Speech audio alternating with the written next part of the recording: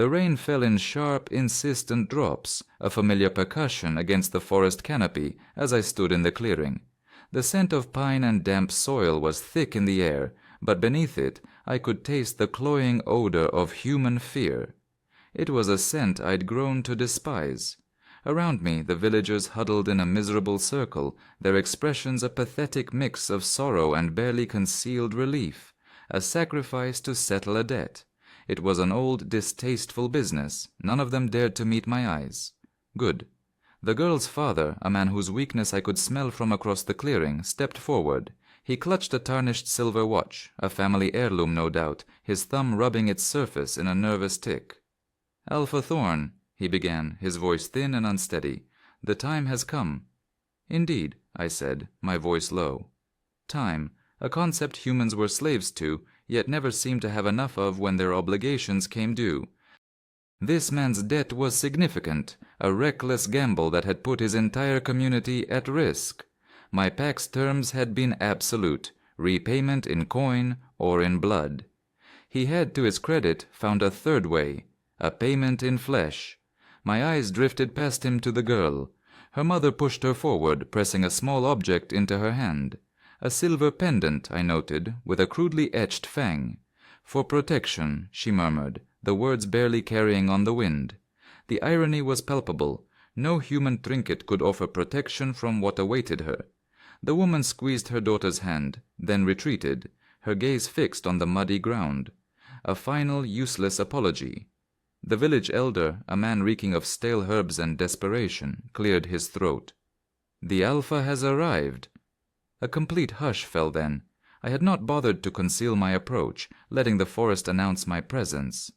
The birds had long since fallen silent, the very air seeming to hold its breath in anticipation. I stepped fully into the clearing, my enforcers flanking me. She was not what I had expected. She stood with a stillness that belied the terror I could scent on her, her threadbare dress soaked through, offering no defense against the chill. She was tall for a human, with a grace that didn't fit this backwater village. Her hair was a pale blonde, darkened by the rain, but it was her face that caught my attention. Sharp cheekbones, a determined jaw, and eyes that remained lowered, a sign of respect she'd clearly been taught. My foremost trusted pack members moved with me, my shadows, each radiating a controlled power that made the assembled humans flinch. They scanned the crowd with the undisguised disdain we all felt for those who broke oaths. The girl's father squared his shoulders, a laughable attempt at authority. "Alpha Thorn, we have upheld our part of the bargain." My gaze dismissed him as insignificant, settling entirely on her. I felt a shift in the air, a subtle pull I hadn't anticipated. I inhaled deeply, sampling her scent. Fear, yes, but underneath it, something else, something wild and familiar that sent a jolt through me. "This is your offering?" My voice was softer than I intended, carrying a resonance that made several villagers take a step back. "My daughter," the man confirmed, gesturing toward her. "Ilara." I moved toward her, my steps measured, circling her as a predator assesses its prey. The circle of humans widened, leaving her isolated. Only her parents remained near, though they too had edged away. I observed her, noting the fine tremor in her hands, a sign of the terror she was trying so hard to conceal. She kept her eyes downcast, following the lessons of survival. Never challenge, never show fear.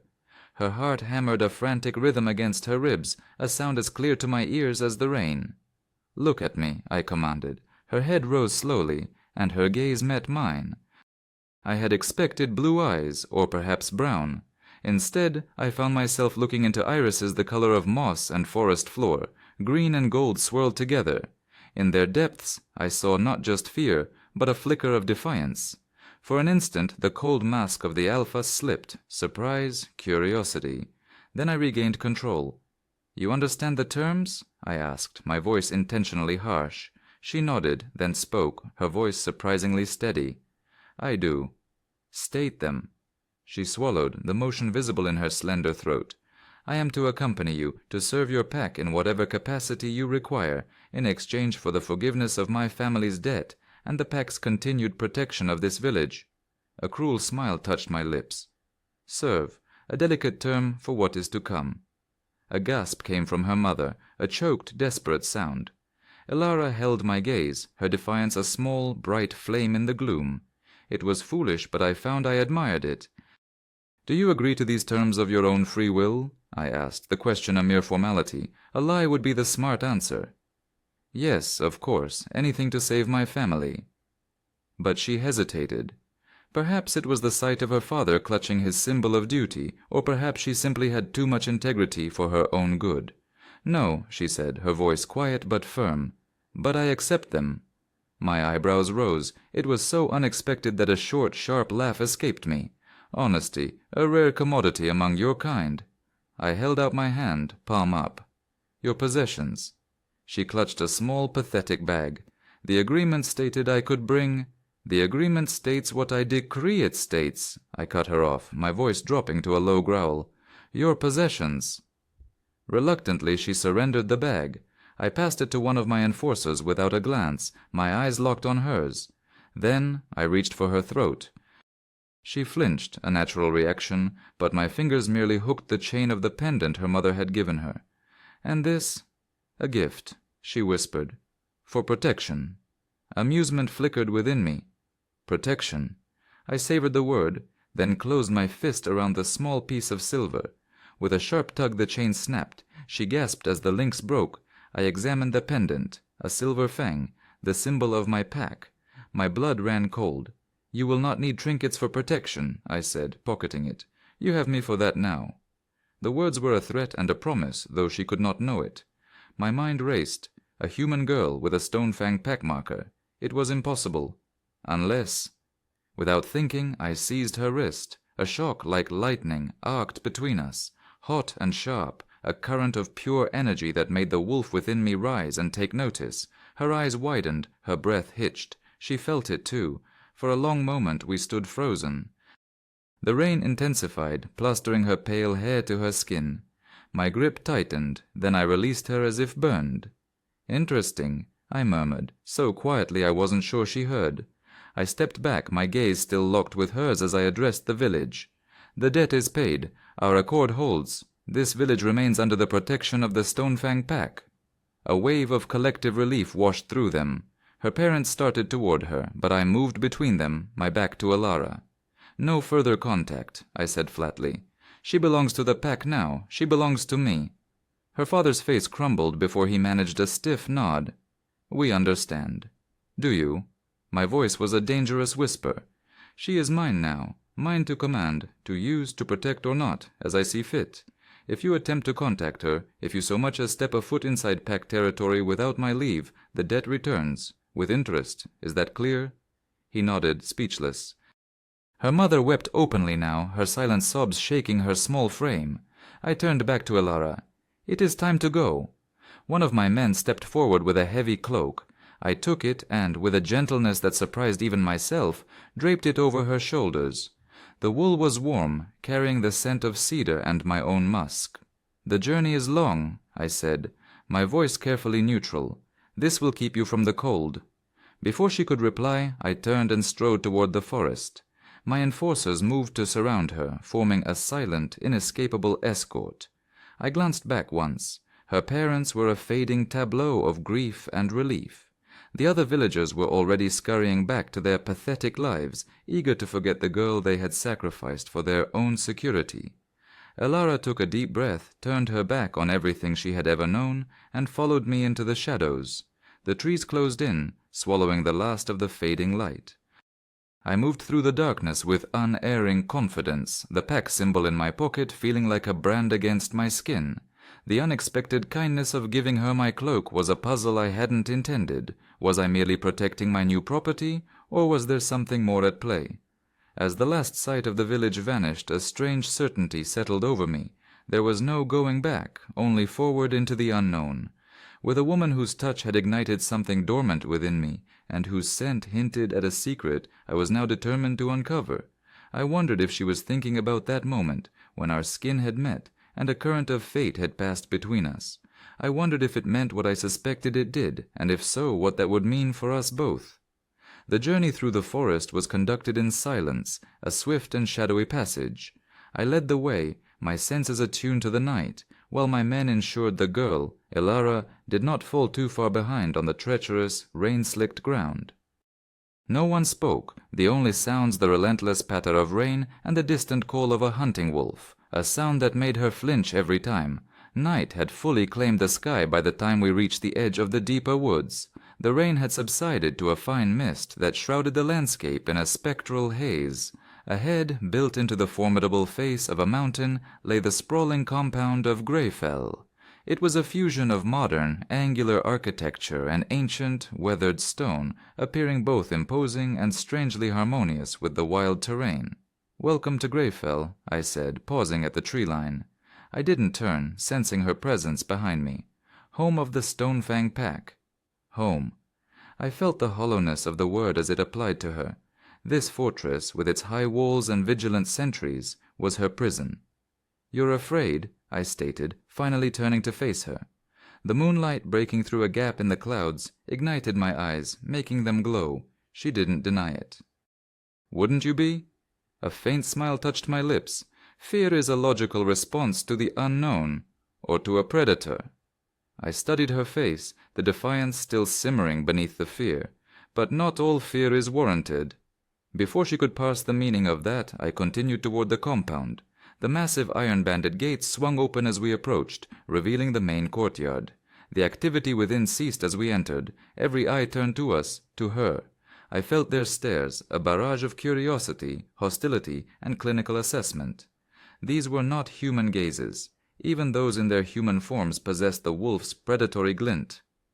My hand found the small of her back, guiding her forward. She flinched at my touch, the same volatile energy crackling between us. I gave no sign I had noticed. "My quarters," I said, indicating the largest structure at the far end of the courtyard. "You will be staying there." A woman moved to intercept us. Tall, with a cascade of fiery copper hair, she moved with the languid confidence of established power. Her eyes, the green of new spring leaves, narrowed as they raked over Elara. "So this is the human payment," she said, her voice melodic but laced with ice. "She hardly seems worth the trouble, Julian." So she now knew my name. It made me more real to her, and thus more dangerous. "Your assessment was not requested, Silvana," I replied, my tone dismissive. My sister Silvana stepped closer, invading Elara's space. She inhaled, scenting her as I had. "She smells of terror and something else." Her eyes widened for a fraction of a second before her expression became one of shrewd calculation. "Intriguing." "Back away," I said, my voice a quiet command that nonetheless carried an absolute threat. "Now." Silvana's smile was a sharp, humorless thing. "Of course, Alpha." She offered a mocking curtsy before turning her gaze back to Elara. "Welcome to Greyfell, little human. I do hope you survive your stay." With that she turned and glided away, the crowd parting for her as if she were royalty. "Who is she?" Elara asked, her voice barely a whisper. My jaw clenched. "My sister." The words were simple, but they contained a library of conflict and rivalry, a danger Elara would need to learn to navigate if she was to survive here. We proceeded across the courtyard, the pack members dispersing as we passed. They offered me nods of respect, but their eyes, full of distrust and curiosity, lingered on Elara. She was a lamb brought into the den, and I was the wolf who had brought her. I led her into the main building through heavy oak doors. The interior was a stark contrast to the rugged exterior, a mix of modern luxury and ancient artifacts. A great stone hearth dominated the main room, its fire casting restless shadows on the polished floors. "You'll want to get clean," I said, gesturing down a hall. "The bathroom is through there. I've had clothes brought for you." I watched her hesitate, acutely aware of her soaked dress and disheveled state. She looked small and pathetic, dripping onto my floor. "Thank you," she managed, the words sounding foreign, thanking her captor. My eyes lingered on her. "When you are finished, return here. We need to discuss your duties within the pack." Her duties, as if she had a say. She nodded and walked toward the bathroom, and I felt my gaze follow her until she was out of sight. The bathroom was opulent, all marble and chrome. A set of simple but clearly expensive clothes, soft pants and a sweater, lay folded on a bench. I heard the shower start, and I imagined the hot water washing away the grime of her old life. I thought of the pendant, the pack symbol, still in my pocket. Her mother's protection. My mother fled this pack. The thought struck me with the force of a physical blow, the timing, nearly 25 years ago, the symbol. The strange scent on the girl, familiar yet diluted, the electric shock of our touch. It couldn't be. But the pieces were beginning to form a picture I could not ignore. When she finally emerged, dressed in the clean clothes, her hair damp and combed, I was standing by the fire. I had changed as well into dark trousers and a simple gray sweater. In the firelight I might have looked almost human, if not for my eyes. "Better?" I asked. She nodded, crossing her arms defensively. "Sit," I said, gesturing to a chair. It was an order. She sat on the edge of the seat, her posture rigid. I leaned forward, elbows on my knees, studying her. "Do you know why you are truly here, Alara?" "To repay my family's debt," she answered the rote response. "Yes, but why you, specifically? Your village has other young women." The question clearly surprised her. "I don't know," she admitted. "Your father didn't explain?" I asked, a new cold anger stirring.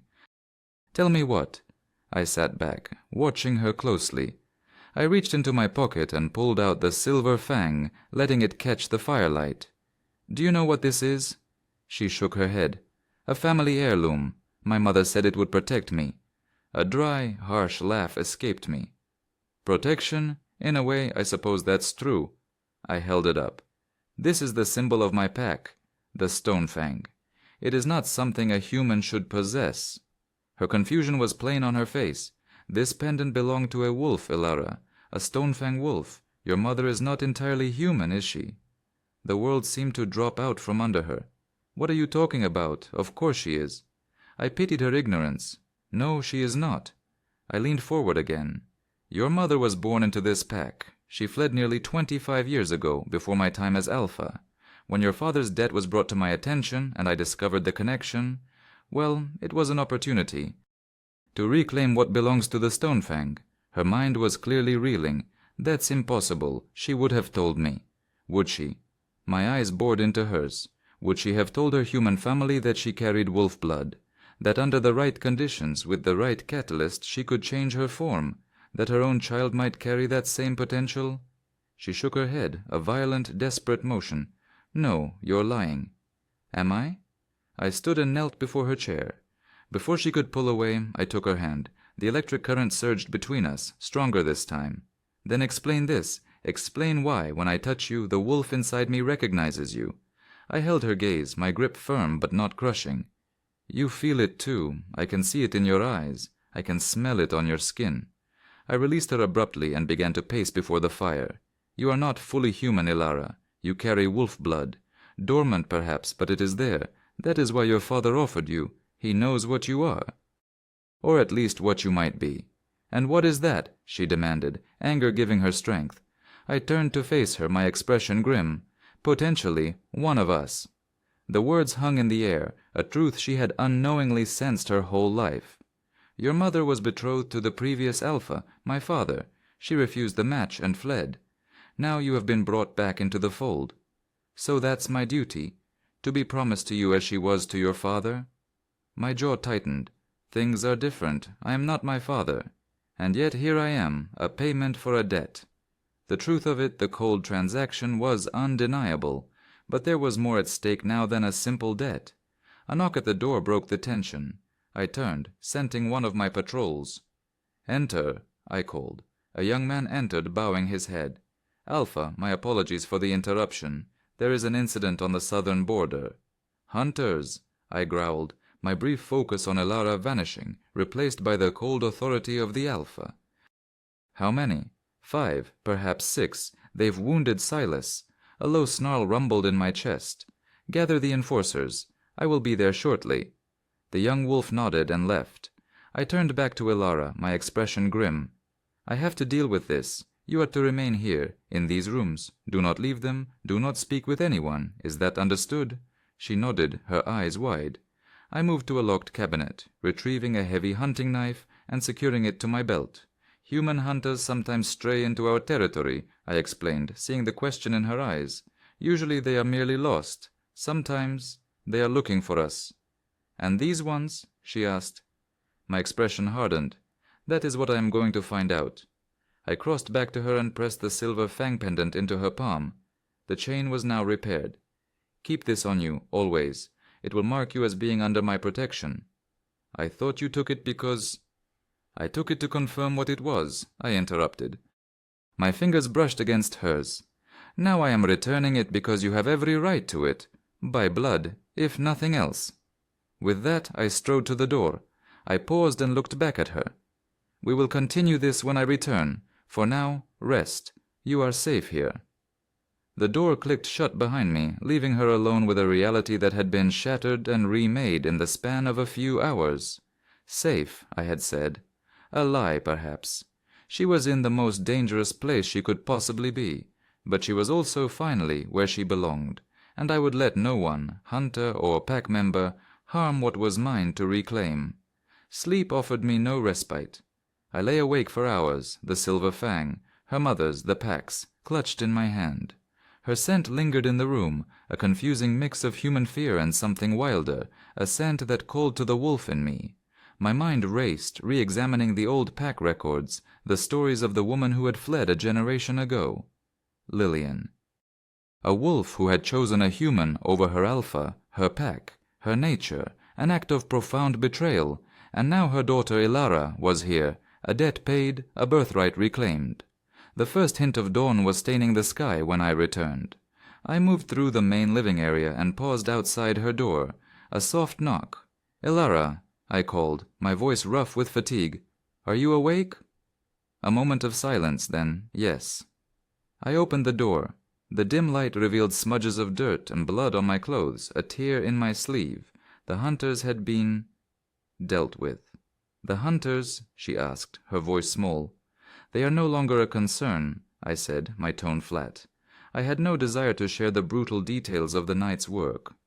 "Was anyone your pack member, Silas?"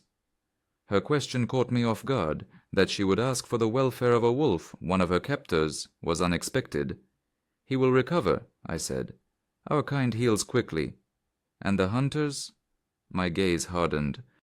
"They will not trouble our lands again." She shivered, understanding the unspoken violence of my words. I moved further into the room, stopping near the foot of her bed. "You should know," I said, my voice carefully controlled, "they were not ordinary hunters. They carried silver-tipped bolts and wolfsbane grenades. They knew exactly what they were hunting. Werewolves," she whispered. I gave a single sharp nod. "Your kind has hunted mine for centuries, Ilara. It is why we value our secrecy, why our territory is sacrosanct." My eyes met hers. "And it is why your mother would have gone to such lengths to hide what she was, even from you." It was a cruel truth, but one she needed to understand. Her mother had not just hidden her heritage, she had left Ilara vulnerable, ignorant of the dangers that came with her bloodline. "I need to wash," I said, breaking the heavy silence. "Then we have more to discuss. There is a pack gathering tonight. You must be prepared." I left her then, needing to wash the scent of conflict and human blood from my skin before I could face her again. A short time later, another knock came at the main door of my quarters. I heard her hesitant steps, her call. "Who is it?" "Maya. I've brought breakfast and something for the gathering tonight." My cousin. I had asked her to come, a calculated move. Ilara needed an ally, someone other than me to guide her, and Maya was the best of us, warm-hearted but fiercely loyal. I heard the door open, the low murmur of their voices. It was good. Ilara could not remain isolated if she was to have any chance of survival here, let alone acceptance. By the time I emerged, showered and dressed in fresh clothes, they were sitting at the small dining table, a tray of food between them, Maya pouring coffee. They fell silent as I entered. "I see you've met," I said, my tone neutral. Maya rose with her characteristic grace. "I brought breakfast, Julian." "And the attire for tonight." She gestured to a garment bag hanging on a chair. "The blue is for Ilara. The color will suit her." "Thank you, Maya," I said, and the warmth in my voice was genuine. She was more sister to me than Silvana had ever been. She gave me a knowing look, then smiled at Ilara. "It was a pleasure to meet you, Ilara. I'm sure I'll be seeing you around." After she left, I took her place at the table, pouring my own coffee. The exhaustion from the night's patrol was a heavy weight on my shoulders. "You look tired," she observed. The words were soft, spoken without thinking. My eyebrows rose. It was a long night. Did you kill them, the hunters?" I set down my cup, studying her. "Would it bother you if I had?" She considered it, her honesty once again surprising me. "Yes," she said finally, "it would." "Why? They were a threat to my pack, and potentially to you." "Because taking a life should always be a heavy burden," she replied. "It should never be easy, even when it's necessary." A ghost of a smile crossed my lips, not of mockery, but of genuine amusement. "You have a strong moral compass for someone whose own family sold her to settle a debt." The words were a deliberate test, a sharp jab to see how she would react. She didn't flinch. "My parents made a terrible choice. That doesn't mean I have to abandon everything I believe in." "You have spirit, Elara. That will serve you well." My expression grew serious again. "To answer your question, no, I did not kill them. I could have. But they have been persuaded to forget what they saw here and to stay away from our lands in the future." "You can do that? Make them forget?" "We have members with certain gifts. Mental persuasion is a rare talent, but a useful one." The chill that ran through her was visible, another layer of her world stripped away. "About tonight," I said, changing the subject. "The gathering is a formality, but an important one. It's the full moon. It is when I will formally introduce you to the pack." "As what?" she asked, her voice tight. "As a lost daughter of the Stonefang, returned to us. But I'm not. I've never shifted. I've never felt anything that wasn't human." "The blood can lie dormant for generations," I explained, "especially in the female line. Sometimes it requires a catalyst, a trigger." "What kind of trigger?" I hesitated, an unusual feeling for me. "It can vary, extreme emotion, a life-threatening situation." I cleared my throat, avoiding the most critical possibility. "Sometimes the proximity of a compatible mate." A faint blush rose on her cheeks as she understood the implication. "Is that why you believe I might shift, because of you?" My expression hardened. I had revealed too much, too soon. "I did not say that." I stood abruptly. "The gathering is at sunset. Maya has provided you with appropriate clothing. I suggest you rest." "The night will be a long one." I strode from the room, leaving her with a maelstrom of new questions, and leaving myself to contend with a truth I was only beginning to accept. The connection between us was more than just blood. It was fate, and fate at Greyfell was often a bloody affair. I spent the day attending to pack business, the incident with the hunters requiring my full attention, but my thoughts continually drifted back to the woman in my quarters, Elara, a name that was beginning to feel less like an asset and more like a vulnerability. I found myself in my study, surrounded by ancient texts on pack lineage and lore, searching for precedents, for answers. I found little beyond vague prophecies of dormant lines returning, of bonds that could reshape a pack's destiny. As sunset approached, I returned to my quarters. I found her dressed for the gathering, and the sight of her stopped me in my tracks. The dress was midnight blue silk, simple but elegant, adorned with delicate silver embroidery depicting stylized fangs and claws. It fit her as if it had been woven for her, and with her pale hair unbound, she looked less like a human prisoner and more like a Luna. The thought was treasonous, premature, yet it took root in my mind. I too had changed into formal attire, dark trousers and a deep burgundy shirt under a black jacket bearing my own Alpha sigil. A heavy silver chain holding a larger, more ornate fang rested against my chest. For a long moment we simply looked at each other. My eyes traced the lines of her body, and I saw more than just physical beauty. I saw the strength she'd shown, the spirit she refused to surrender. I felt a familiar primal hunger stir, but it was tempered by something else, a profound, unnerving protectiveness. "You look—" I searched for a word that was safe, that wouldn't betray the turmoil inside me. "Appropriate." The corner of her mouth quirked up. "So do you." I cleared my throat. "It is time." I held out my hand. "Are you ready?" Her gaze was steady, though I could feel the tremor of fear emanating from her. She placed her hand in mine. The electric current arced between us, stronger now, a familiar shock that I was beginning to crave. "As I'll ever be," she said. Her fingers were cool in my grasp. "Stay close to me. I commanded, my voice low as I led her toward the door. "Whatever happens, do not leave my side." The central courtyard had been transformed by firelight. A massive bonfire roared at its center, surrounded by the assembled Stonefang pack. As we descended the steps from my quarters, a hush fell. Every eye turned to us, to the human on my arm. I felt their judgment, their suspicion, their curiosity. I kept my posture rigid, my expression impassive, a projection of absolute authority. Near the ancient rune-carved platform where the Alpha presides, my sister Silvana waited. Her copper hair was a splash of fire in the twilight, her green eyes sharp and malicious as they fixed on Alara. I stopped before the platform and released Alara's hand, though I kept her close by my side. "Stonefang!" I called out, my voice resonating with Alpha power, silencing the whispers. "Tonight we gather under the full moon, as our ancestors did. Tonight is different. For blood, we thought lost has been returned to us." I turned, gesturing to Alara. "This is Alara, daughter of Lillian, who left our lands nearly 25 years ago. She comes to us not merely as payment for a human debt, but as a daughter of this pack, returning to her rightful home." A hostile murmur swept through the crowd. "Traitor's daughter, human-tainted." Silvana stepped forward, her voice a musical poison. "Brother, you speak of blood, but I see only a human. She shows no sign of our nature. If she cannot shift, what use is she to us?" My jaw clenched. "The blood can be dormant, Silvana, you know this." "Or too diluted to be of consequence," she countered smoothly. "Her use to the pack is not your decision," I said, my voice dangerously low. Her smile was sharp. "Is it protection you offer her, or possession? We all know why pretty humans are brought among us, brother." The insult was meant for me, but it was Alara who reacted.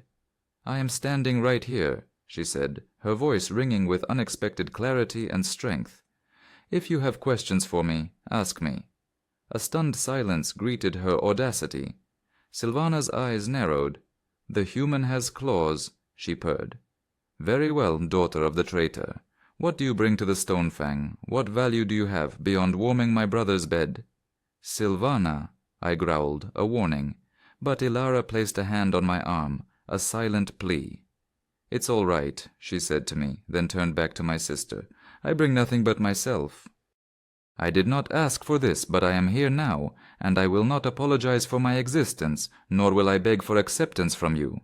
Her words hung in the charged air. Then a voice from the crowd shouted, "Let her face the trial of blood." The cry was taken up by others. "The trial, the trial."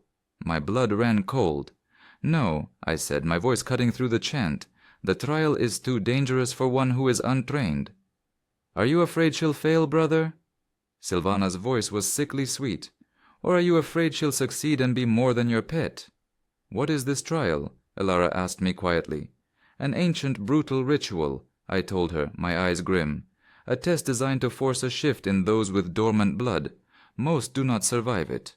The chanting grew louder. "Enough," I roared, unleashing the full force of my Alpha command. The sound vibrated in the stones, in their very bones. The courtyard fell silent. "I am the Alpha. I decide who faces the trial." Elder Theron, his silver hair gleaming in the firelight, stepped forward. "Alpha," he said, his voice respectful but firm. "The pack's concerns have merit. Her place among us must be established." I respected Theron. His counsel was wise. "She is not prepared, Theron. It would be a death sentence." "Then a compromise," the elder suggested. "Give her time, a month. Let her learn our ways. Let her train. Then, at the next full moon, she can face the trial." Murmurs of agreement spread through the pack. It was a reasonable solution, a political necessity. I looked at Alara. The choice had to be hers. I saw the fear in her eyes, but also a dawning resolution. She had been sold, betrayed, and lied to.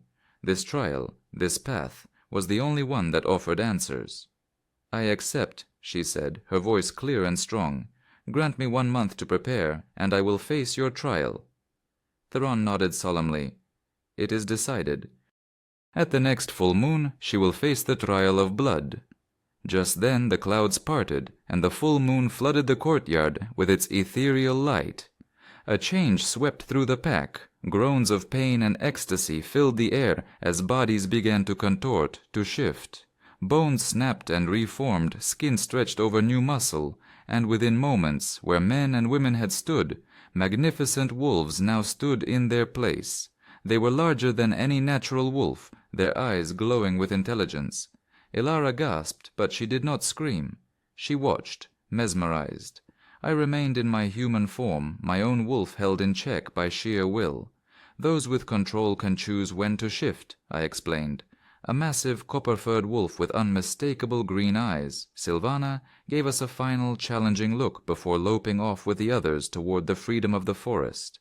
"Come," I said, offering Ilara my arm. "We will join the feast."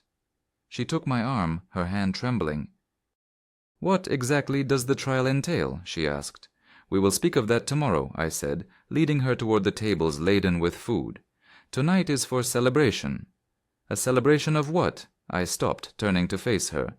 The moonlight caught in her eyes, making them shine. "You have returned to us," I said softly. "Whether you know it or not, Ilara, you belong here." I reached up, my knuckles brushing her cheek. "That current between us is rare. It suggests a compatibility few ever find. We call it moon-bonded, two souls aligned." Her breath caught. "What are you saying?" "I am saying," I murmured, my voice dropping, "that history has given us a second chance. Not an arrangement forced by my father, but a bond, potentially chosen by fate. But I am not my father, Ilara. Such a bond must be entered into freely, by both." Her choice to face the trial was the first step. The next would determine everything. The feast was a strained affair, a blur of curious glances and forced conversations. I seated Ilara at my right hand, a clear declaration of her status that silenced some critics and enraged others. Elder Theron spoke with her, his questions gentle, probing her past without mentioning her mother. My cousin Maya soon joined us, her warm presence a welcome buffer against the pack's simmering suspicion. "You survived Silvana's welcome," Maya murmured to Ilara. "Barely," she admitted. "This trial, am I insane for agreeing to it?" "Julian won't let anything happen to you," Maya said with a glance at me. I offered no confirmation. I could protect her from my pack, but the trial was a different matter, an ancient magic that answered to no alpha. Later the wolves returned from their run, shifting back to human form at the edge of the firelight. Silvana was among them, her eyes still wild as she approached our table. "Enjoying your last month as a human, little one?" She purred at Ilara. "The trial has a way of changing people, permanently." "That's enough, Silvana," I said, my voice leaving no room for argument. She laughed and sauntered away, a coterie of young males trailing her. When I finally escorted Ilara back to my quarters, the moon was high in the sky. The exhaustion of the day settled on us, but sleep felt a universe away. "A drink," I offered, pouring 2 glasses of aged whiskey. "It may help." We sat before the dying embers of the fire. "You handled yourself well tonight," I said. "Challenging Silvana took courage." "Perhaps I'm less human than I thought," she replied, a hint of dark humor in her voice. "Perhaps." I set my glass aside. "Ilara, about the trial. There are things you need to understand." She waited, her green-gold eyes fixed on me. "It is more than a test. It is a ritual. It is designed to force the change by pushing a potential shifter to their absolute limit, danger, adrenaline, and other catalysts." "What other catalysts?" I hesitated. "Proximity to a compatible mate. The presence of one who is moon-bonded to the dormant wolf can accelerate the process." The implication dawned on her. "You," she whispered, "my presence during the trial would significantly increase your chances of a successful shift." I watched her absorb this, the weight of it. "And if you still cannot shift? If Silvana is right, and your blood is too thin?" My gaze was unflinching. "Then the dangers of the trial would almost certainly kill you." The brutal honesty of it chilled the air between us.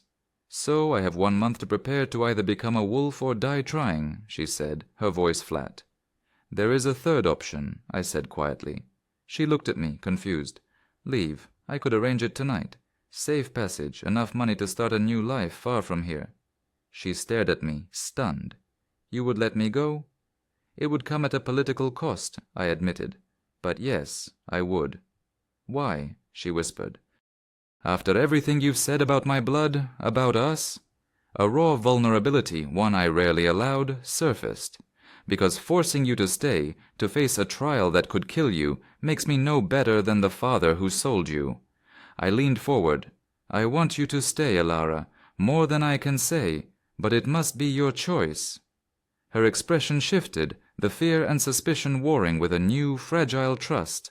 This was the choice she had been denied her entire life. "And if I stay?" she asked. "You would train me, give me a fighting chance."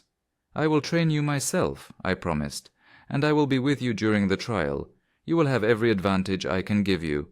She was silent for a long moment, weighing her life, her future.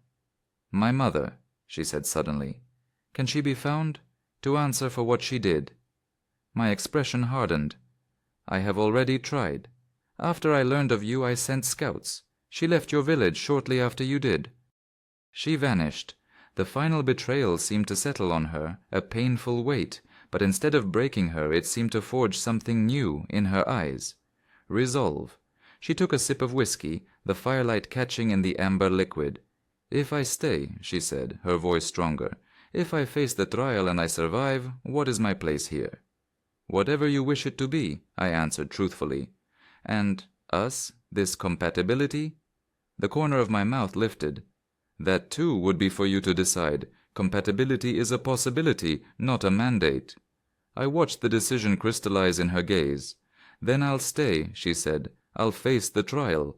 A profound relief washed over me. "Are you sure?" A small, humorless laugh escaped her. "No, I'm terrified. But running away solves nothing. Staying might just answer who I am." I held out my hand, palm up, an offering. After a moment, she placed her hand in mine. The current sparked, hot and fierce, a living thing between us. "It grows stronger," I murmured, my thumb tracing patterns on her skin. "Is it always like this?" she asked. "This feeling?" "I have never felt it with another," I admitted. "It is a sign of a true bond, one that must be chosen by both."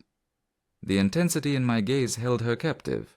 I saw desire there, yes, but also a deep, aching loneliness I recognized as my own. "I should rest," she said softly, pulling her hand away. "Yes."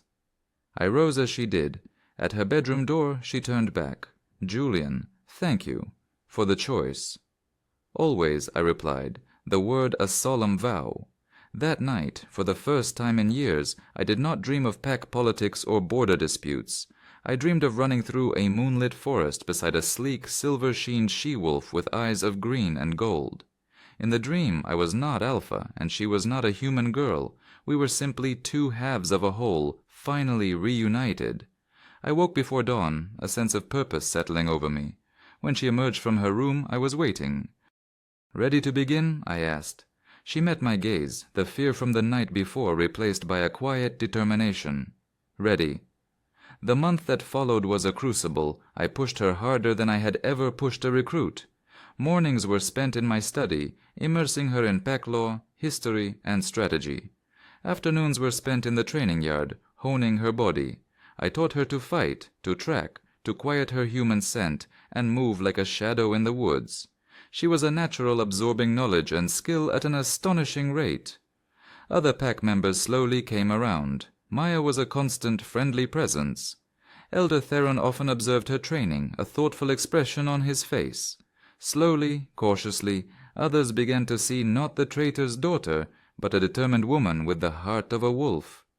Even Silvana's open hostility lessened into a kind of grudging, watchful curiosity.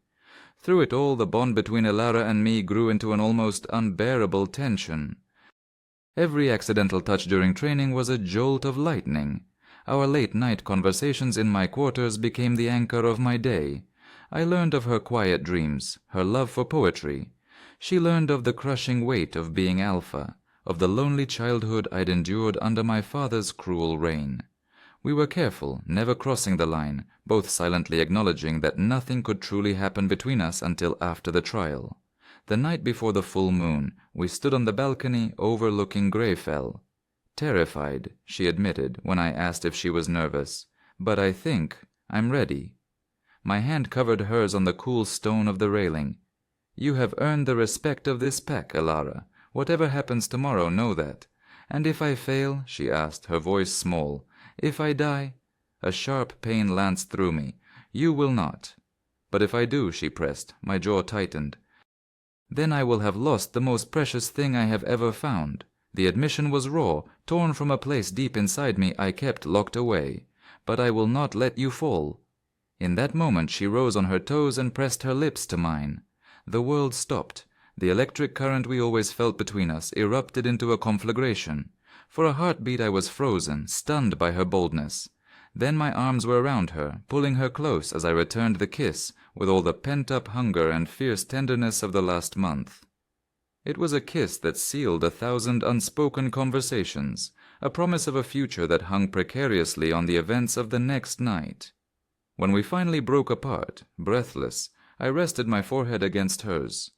"Among my kind," I murmured, "a kiss like that is a vow." "Good," she whispered back, her certainty a balm to my soul, "because I did not give it lightly."